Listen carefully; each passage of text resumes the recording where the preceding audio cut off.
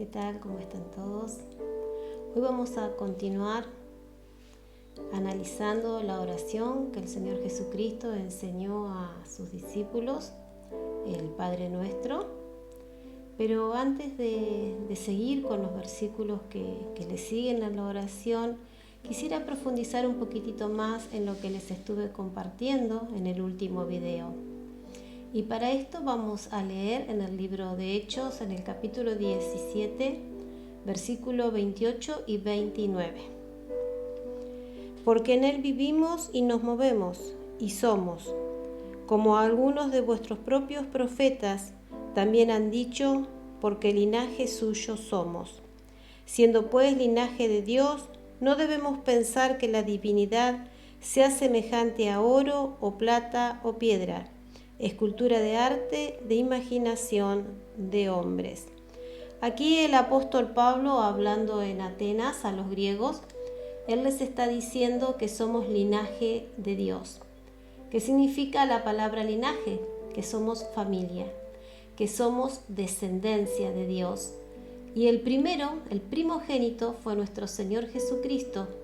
A partir de él, todos aquellos que reconocemos nuestra condición delante de Dios, nos arrepentimos de nuestros pecados, pasamos a ser parte de esa gran familia y nos convertimos en hijos de Dios. Somos portadores de su ADN, o sea que ya nuestros lazos terrenales con nuestros padres, nuestros lazos terrenales espirituales con nuestra familia de sangre, nuestra familia terrenal, debe cortarse.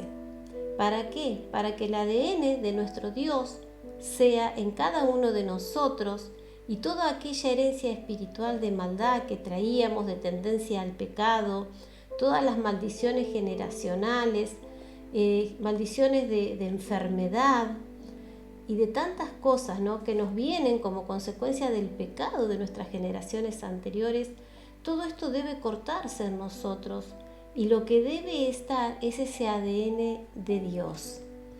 Ahora, también el otro día compartíamos cuando leíamos el Padre Nuestro que decía: santificado sea tu nombre. Como hijos de Dios debemos comportarnos tal como es nuestro Padre. No sé si ustedes habrán escuchado el dicho que dice: a tal padre tal astilla. Cuando algún padre tiene cierta característica, y ya sea buena o sea mala, y ven la misma característica en alguno de sus hijos, la gente suele decir este dicho, ¿no? A tal padre, tal astilla. Y en este caso realmente debemos ser como nuestro Padre Dios, dejando ya todo lo terrenal y santificando su nombre, porque está en nosotros que otros vean a Dios y puedan glorificar a Dios y desearle, como también está en nosotros, en nuestra conducta, que otros blasfemen el nombre de nuestro Dios, que otros en lugar de querer acercarse, en realidad quieran huir, diciendo: oh, pero si este es un seguidor de Dios, si este se dice un hijo de Dios y se conduce de esta manera, yo mejor sigo como estoy, porque seguramente se va a sentir mejor que nosotros. Entonces en nosotros está también esto de poder santificar el nombre de nuestro Dios, que otros lo exalten y que lo anhelen, o el que otros lo blasfemen. Quiero que sigamos leyendo en Mateo, que es donde estábamos. Vamos a buscarlo nuevamente. En Mateo, en el capítulo 6, vamos a leer a partir del versículo 11, hasta el 10 habíamos leído. Dice: el pan nuestro de cada día, dánoslo hoy. Sabemos que tenemos necesidades en esta tierra y podemos tomar este pan como esas necesidades terrenales. Vamos a ver qué nos dice en cuanto a esto en Proverbios. En el Proverbio, permítanme, 30, los versículos 7 al 9. Dice: 2 cosas te he demandado, no me las niegues antes que muera. Vanidad y palabra mentirosa aparta de mí. No me des pobreza ni riqueza. Manténme del pan necesario. No sea que me sacie y te niegue y diga, ¿quién es Jehová? O que siendo pobre hurte y blasfeme el nombre de mi Dios. Aquí, quien escribe el proverbio, él le está pidiendo a Dios que le dé lo que sabe que necesita, para no negarlo, pero también para no olvidarlo. Tenemos muchísimos testimonios, muchos casos de personas que han pedido a Dios y que luego que Dios respondió, que fue fiel, que les bendijo, que les prosperó, se alejaron de la casa del Señor. Entonces aquí quien escribe el proverbio dice, no me des tanto que me olvide, ni tampoco que te niegue.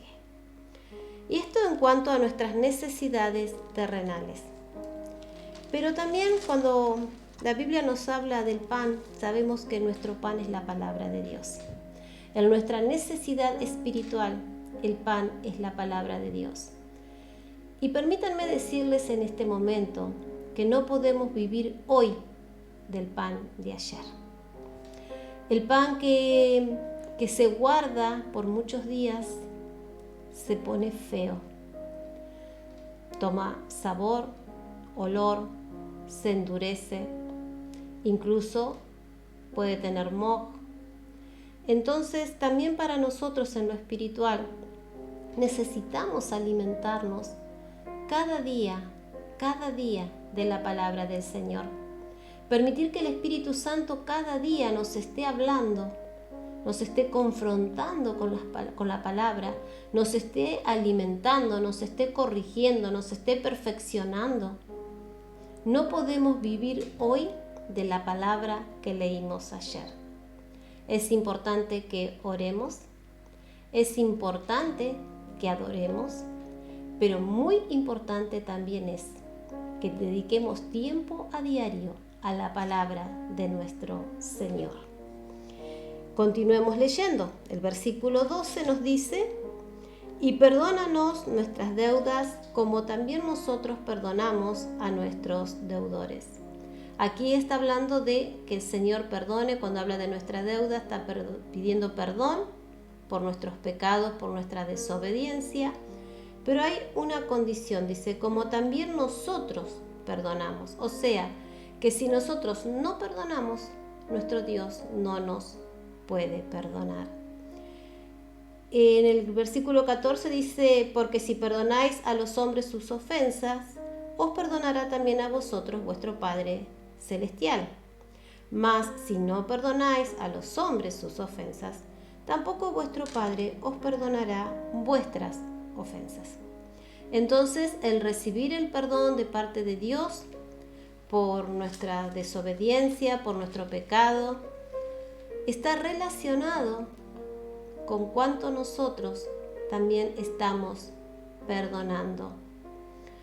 A veces somos muy rápidos para juzgar, para condenar, en lugar de dejar que el amor de Dios en nuestro corazón cubra esa debilidad del otro. Y luego queremos que Dios nos perdone por nuestra propia debilidad. Y de esto es de lo que está hablando. También hay un lugar donde dice que con la medida con que medimos vamos a ser medidos. Entonces es muy importante que no nos pongamos en el papel de juez, juzgando al otro como culpable, cuando luego nosotros mismos somos capaces de cometer lo mismo u otra cosa, y que vamos a necesitar y vamos a querer y vamos a demandar ser perdonados. El versículo 13 nos dice, y no nos metas en tentación, mas líbranos del mal, porque tuyo es el reino y el poder y la gloria por todos los siglos. Amén. En cuanto a esto, vamos a ir a leer en Santiago, capítulo 1, en el versículo número 13. Cuando alguno es tentado, no diga que es tentado de parte de Dios, porque Dios no puede ser tentado por el mal, ni Él tienta a nadie, Entonces aquí cuando en la oración el Señor Jesucristo les está enseñando a que le pidan al Padre que no los meta en tentación, no está diciendo que le pidan que no los tiente, porque Dios no es quien los va a tentar, sino que los guarde de que el enemigo venga a tentarlos. Sabemos que el que viene a tentarnos es Satanás, pero él nos va a tentar desde nuestras debilidades, él nos va a tentar desde donde él sabe que somos débiles, que todavía no hemos solucionado, desde las áreas de nuestra vida que aún no hemos entregado a Dios. Desde allí es de donde él tiene puertas abiertas para venir y tentarnos. Entonces, cuando pedimos a Dios que no nos meta en tentación, mas nos libre del mal, en realidad lo que estamos pidiendo es: Señor, revélanos. Revélanos lo que todavía está en nuestras vidas, que no ha sido solucionado, aquello que aún no te hemos rendido, para que no queden puertas abiertas que el enemigo pueda usar para venir y traernos tentación. Queridos hermanos, cuando oramos, en realidad lo que estamos buscando es que se haga la voluntad de nuestro Padre que está en los cielos y no la nuestra. Presentarnos delante del Padre en oración es decirle: venga tu reino y hágase tu voluntad. Podemos clamar, podemos pedir muchas cosas, pero que siempre sea en su voluntad. ¿Cómo conocemos su voluntad? La palabra del Señor es su voluntad. Si algo pedimos que es contrario a lo que está en la palabra, ya desde el vamos sabemos que no estamos clamando en la voluntad del Señor. Y en las cosas cotidianas, la palabra no nos dice cómo tenemos que pedir, si necesitamos un auto, una casa, pagar un impuesto, pero orar: Señor, ¿cuál es el auto? ¿Cuál es la casa? ¿Cómo tú quieres que yo adquiera este bien? O sea, siempre buscando que Él sea quien nos guíe. Y yo les puedo asegurar que Él lo va a hacer, porque si Él enseñó que oremos pidiendo su voluntad, es porque Él quiere revelarla.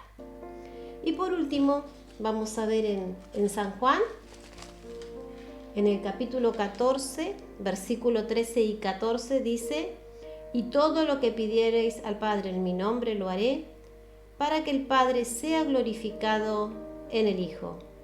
Si algo pidiereis en mi nombre, yo lo haré. Entonces, el nombre de quien nos presentamos en oración delante del Padre Celestial es en el nombre de su Hijo, en el nombre de Jesús. ¿Para qué? Para que nuestro Señor Jesucristo responda a nuestra oración y el Padre se glorifique en nuestras vidas, podamos crecer en fe, pero también se glorifique y se muestre a la vida de aquellos que aún no le conocen.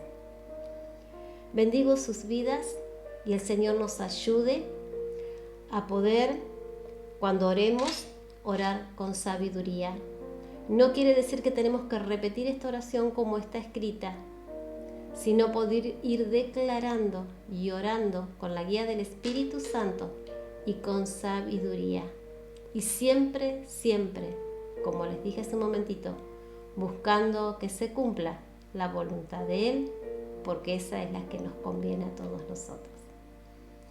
Bendiciones a todos, la paz del Señor sea sobre cada uno de ustedes y hasta un nuevo tiempo de encuentro con la palabra del Señor.